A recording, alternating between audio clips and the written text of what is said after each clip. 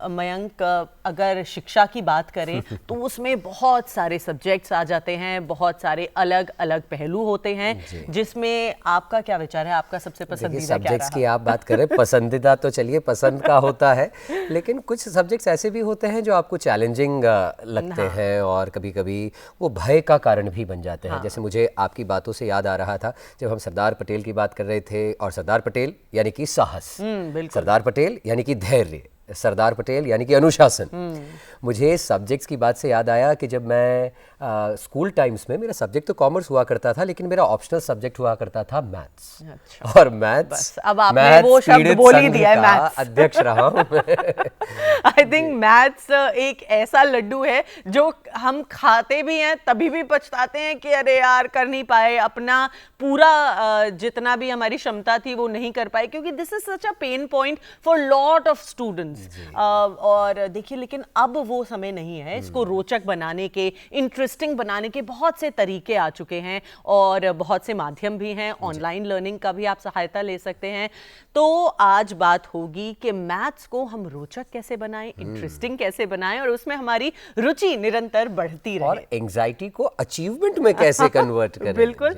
और आपको ये बता दें कि जैसे मयंक और मेरे जो विचार हैं मैथ्स को लेके, बहुत से आप दर्शक जो देख रहे हैं उनके मन में भी कुछ ऐसे ही विचार होंगे। तो आप अपने जो भी सवाल हैं उनको हमसे साझा कर सकते हैं, क्योंकि एक विशेष मेहमान, एक बहुत ही इंटरेस्टिंग टीचर हमारे साथ मौजूद होंगे जो एक मेंटर हैं मैथ्स से, जिनको भी थोड़ा सा भी भय है उन सभी के लिए। तो अपने सभी आंसर्स और क्वेश्चंस लेकर तैयार रहिए। फोन इन कार्यक्रम रहेगा, आप फोन करके अपने सवाल हमसे पूछ सकते हैं। जी हाँ, हमारा फोन नंबर जरूर नोट कर लीजिए। अगर मैथ्स को लेकर कोई भी संशय है, कोई भी प्रश्न है, तो 011 दिल्ली का STD कोड लगाइएगा और स्टूडियो का नंबर होगा 23097532। तो कैसे मैथ एंजाइटी को अचीवमेंट में कन्वर्ट करना है, ये जो असमंजस का समय, अगर क्योंकि अभी बात करें प्री बोर्ड्स का समय चल रहा है और बोर्ड एग्जामिनेशंस भी आने को है, तो अगर मैथ्स को लेकर चिंतित है तो चिंता नहीं, चिंतन कीजिए, क्योंकि चिंतन करवाने के लिए एक विशेष मेहमान है। तो आइए मिलकर स्वागत करते हैं भगवत स्वरूप शर्मा जी का, who is a mathematics mentor, a guide. Thank you sir for coming here. बहुत बहुत स्वागत है आपका। तो सबसे पहले तो ये बताइए कि सर, शुरुआत से जैसे ही बच्चे थोड़ा सा उस लेवल पर आते हैं कि मैथ्स में अलजेब्रा, ट्रिग्नोमेट्री, डेसिमल से ही शुरुआत हो जाती है, तो उसको रोचक बनाने के लिए फर्स्ट स्टेप क्या होगा कि हम वो एंजाइटी से आगे लंघ जाएं? सबसे पहले तो मैडम मैं दूरदर्शन की पूरी टीम का धन्यवाद अदा करना चाहूँगा, क्योंकि दूरदर्शन एक ऐसा माध्यम है जो एक छोटे से गांव में, हर शहर में, हर गली में, जहाँ पे एक बहुत अच्छा लोगों के पास साधन नहीं है, वो भी इस प्रोग्राम को देखते हैं।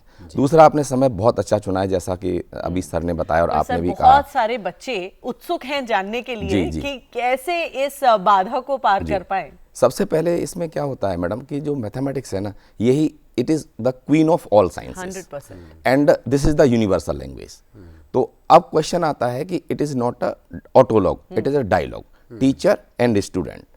तो इसके अंदर जो परसेंटेज है ना, how it is delivered and how it is taught, तो इस सिस्टम को अगर देखें तो अगर इसकी डिलीवरी बहुत अच्छे से हुई है, आप जाते ही क्लास के अंदर वही सब डेसिमल और ट्रिग्नोमेट्री, मुझे तो ऐसा लगता है जैसे सारा आपको आज भी याद है। आपको मुझे देख के नहीं लगता, आपको देख के नहीं लगता कि ऐसा कुछ हो, बट मैम बहुत ज़रूरी चीज़ क्या है, हमारे पुराने ज़माने से ना जो हमारी रिडल्स थी, पजल्स थे, सुडोकू हैं, ये ऐसी ऐसी चीज़ें हैं जहाँ से अगर हम प्रारंभ करते हैं गणित की शिक्षा को, क्लास में जाके मैं अगर एक बच्चे से ये कहता हूँ कि देखो भाई, एक बकेट में एक बूंद पानी डालने के बाद वो 1 घंटे में फुल हो जाती है automatically, magically.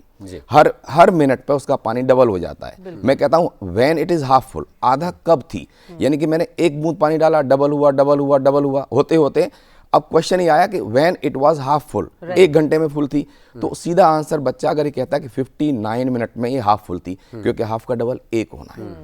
Product of all the digits available on the dialling pad of my mobile. तो बहुत सारी चीज़ें ऐसी होती हैं, जैसे बच्चे ने एक ने कह दिया 0, क्योंकि 0 से किसी को भी मल्टीप्लाई करेंगे तो फाइनली, बट इस थॉट पे लाने के लिए who is teaching, who is delivering, who is giving the lecture and how it can be make interested.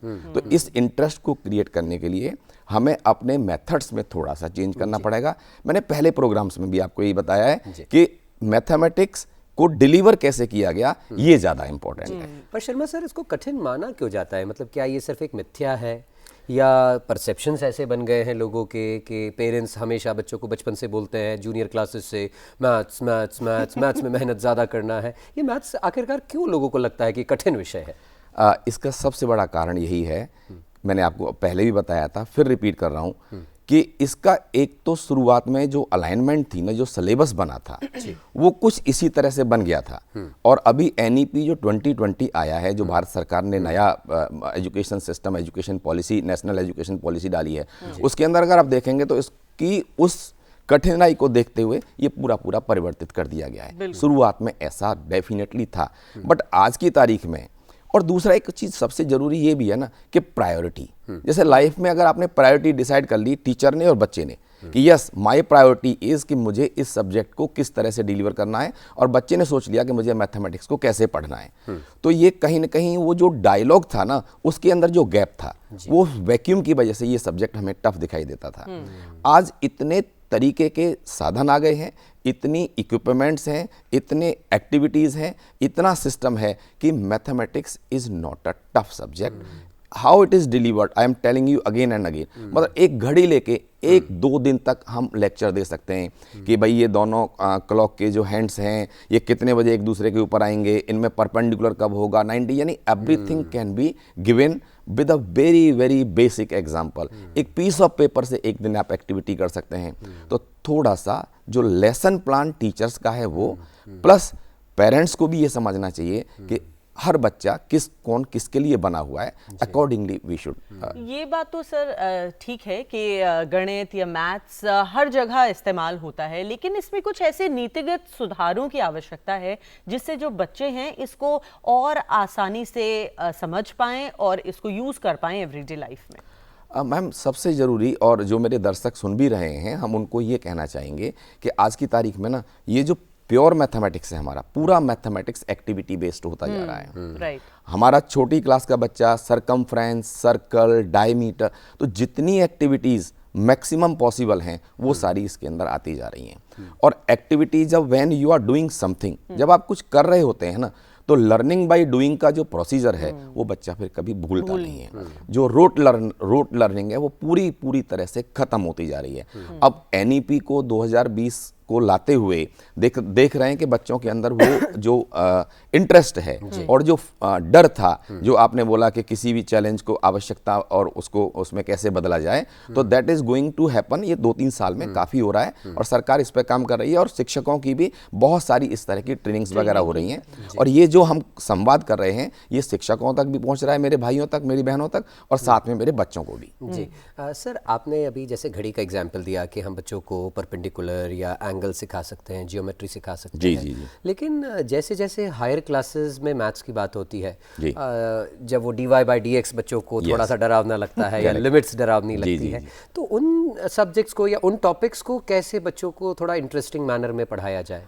उसके लिए भी मैं आपको ये बताऊं, होता ये है कि उसके लिए आज की तारीख में सबसे इम्पॉर्टेंट है कि व्हेन यू फील, जब आपको ये लग रहा है कि बच्चा इस जगह पे कहीं ना कहीं एक अनकंफर्टेबल लेवल पे जा रहा है, तो वहाँ पे क्या करते हैं, वहाँ पे छोटे छोटे असाइनमेंट्स, छोटी छोटी वर्कशीट, और एक डिफरेंट वे में कि भाई आज आप ये डेरिवेटिव्स का है, आज इंटीग्रेशन है, आज वेक्टर है, आज 3D है, आज प्रोबेबिलिटी है, तो उनको पढ़ाने के लिए एक सबसे पहले स्पीड को हल्का सा बच्चों की आवश्यकता के अनुसार इंक्रीज और डिक्रीज किया जाए।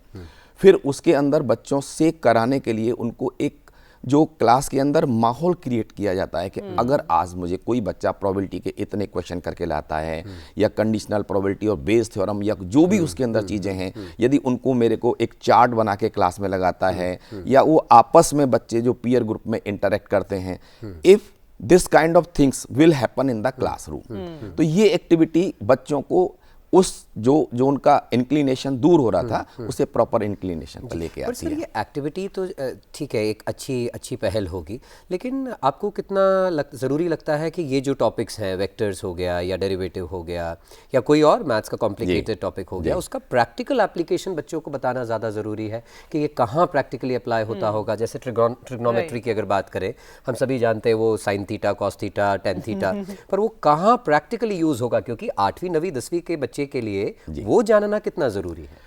यहाँ पे ना सबसे ज़रूरी ये हो जाता है कि जैसे ट्रिग्नोमेट्री की ही बात करते हैं, तो हमारी जो इंजीनियरिंग है या हमारी जो मिसाइल्स हैं या हमारी जो आर्मी है, जो कुछ भी जितने भी काम होते हैं ये सारे एंगल बेस्ड होते हैं। लॉन्चर को कहाँ पहुँचाना है, तो अगर इनकी एप्लीकेशन, जैसा आपने बहुत अच्छा बताया कि आज एक बच्चा देश की सेवा के लिए या आर्मी में जाने के लिए वो कहता है कि मेरे को मैथ्स क्यों चाहिए, उसे पता है कि एनडीए में जाना है तो मुझे मैथ्स में, तो कहीं ना कहीं पैट्रियोटिज्म से और दूसरी जो बेसिक लाइफ की चीज़ों से जोड़ने के लिए ये मैथमेटिक्स की, जैसे मैं डेरिवेटिव्स की, इंटीग्रेशन की, प्रोबेबिलिटी की, तो ये हमारे भारत सरकार के बहुत सारे सेगमेंटों में जितने भी ऑडिट डिपार्टमेंट्स हैं वहाँ पूरा पूरा स्टैटिस्टिक्स यूज़ होता है।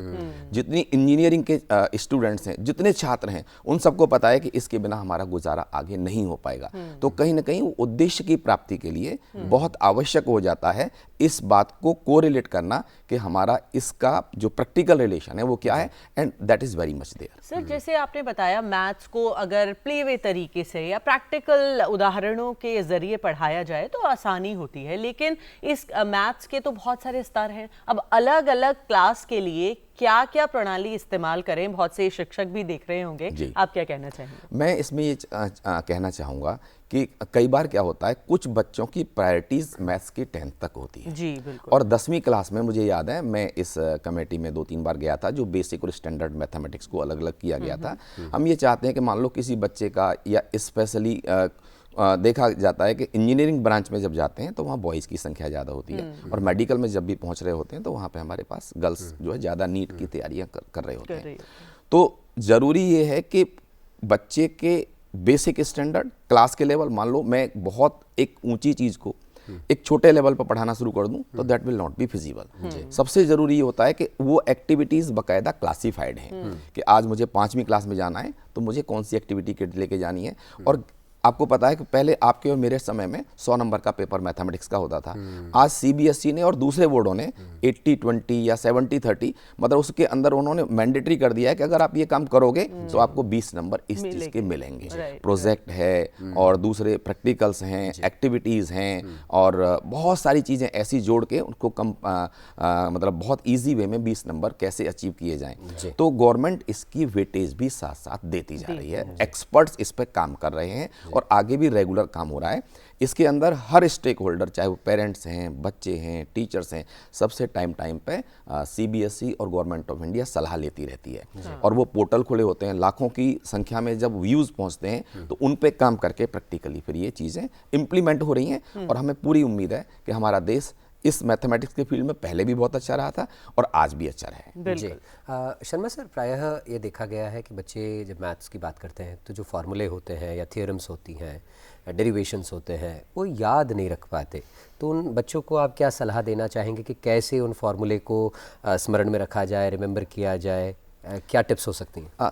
सबसे ज़रूरी चीज़ क्या है, जैसे हम पीटीएम में भी बैठे होते हैं, स्कूल में हम 30-35 साल से यही काम कर रहे हैं। साल में बहुत सारे पेरेंट्स आते हैं, बच्चे आते हैं, तो जनरली आप किसी भी कोर टीचर से बात करोगे ना तो वो यही कहेगा कि मैथमेटिक्स का दूसरा नाम है प्रैक्टिस। और मैथमेटिक्स ही नहीं, लाइफ के किसी भी पार्ट में जाओ, अगर मैं अपने घर में हूँ, आंख बंद है, मैं फ्रिज में से बॉटल लेके आ सकता हूँ और अगर मैं कहीं दूसरी जगह जा रहा हूँ तो it will difficult even to drive without help of the Google map. तो सबसे ज़रूरी चीज़ है कि कुछ चीज़ें ऐसी मैथमेटिक्स में हैं जहाँ पर रिगरस प्रैक्टिस की आवश्यकता है। वो प्रैक्टिस हमारे को इतना इस लेवल पर पहुंचा देती है। मैं ये जानता हूँ एक बच्चा जो अगर 100 में से 40 ला रहा है और एक 100 में से 100 ला रहा है, ज़्यादा फर्क नहीं है, सिर्फ और सिर्फ नंबर ऑफ रिवीजन्स आपने कितने किए हैं ये इस पर निर्भर करता है। जी, ये बात तो सही है। जैसे वो कहते हैं ना, करत करत अभ्यास थे जड़मती हो तो सुजान और रसरी आवत जात थे। क्योंकि आज भी किसी से पूछा जाए, किसी वयस्क से भी पूछा जाए कि 2 2s आर, तो तुरंत बोलता है 4, क्योंकि उसने इतनी बार उसका अभ्यास किया है। अगर हम मैथ्स को या गणित को मानसिक योग कहें तो क्या ये सही होगा? मैडम, ये मानसिक योग एकदम इससे अच्छा कोई नहीं। जैसे बहुत छोटी सी बात बताऊं, जैसे सर ने अभी कहा कि 2 into 2, तो इसको हम मैथमेटिक्स की लैंग्वेज में अगर एक्सपोनेंट्स पे जाऊं तो इसे 2 स्क्वायर भी बोलते हैं, सब लोग जानते हैं। मैंने किसी बच्चे से ये कहा और वो हो सकता है 5 मिनट में और हो सकता है 1 मिनट में, हो सकता है पूरी रात उस पर सोचता रहे।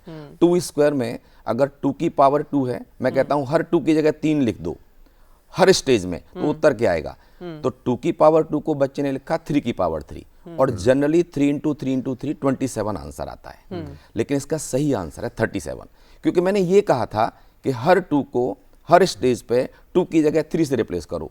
3 की पावर 3 लिखते ही 3 इंटू 3 इंटू 3 27, बट वहां जो 27 फाइनल में आया है, मुझे उस 2 को भी 3 से रिप्लेस करना है, तो final answer will go to 37। तो इससे अच्छी ब्रेन की एक्सरसाइज कोई नहीं हो सकती। एक शो में मैंने पहले भी बताया था आपके यहाँ पे कि अगर आपकी सारी दवाइयाँ फेल हो जाएं और आपको कोई योगा और कुछ भी काम नहीं कर रहा, आप मैथमेटिक्स की 2 रिडल्स, 2 पजल्स, 1 सुडोकू लेके बैठ जाओ रात को, उनका थोड़ा सा सॉल्व करना शुरू करो, यू विल फील, मतलब आपको ये नहीं पता चलेगा दुनिया कहाँ है, टीवी पे क्या आ रहा है, मोबाइल में क्या चल रहा है, और आप एक ऐसी जगह पहुंच जाएंगे जहां से आपका पूरा कंसंट्रेशन स्टार्ट होगा and you will reach to that level what Priyadarshini ma'am is यानी ये सेइंग। एक्सरसाइज अगर करेंगे तो आप माइनस इन्फिनिटी से पॉजिटिव इन्फिनिटी तक की जो यात्रा है उसे तय कर लेंगे। और एक्सरसाइज प्रियदर्शनी वो तो रेगुलर होनी चाहिए।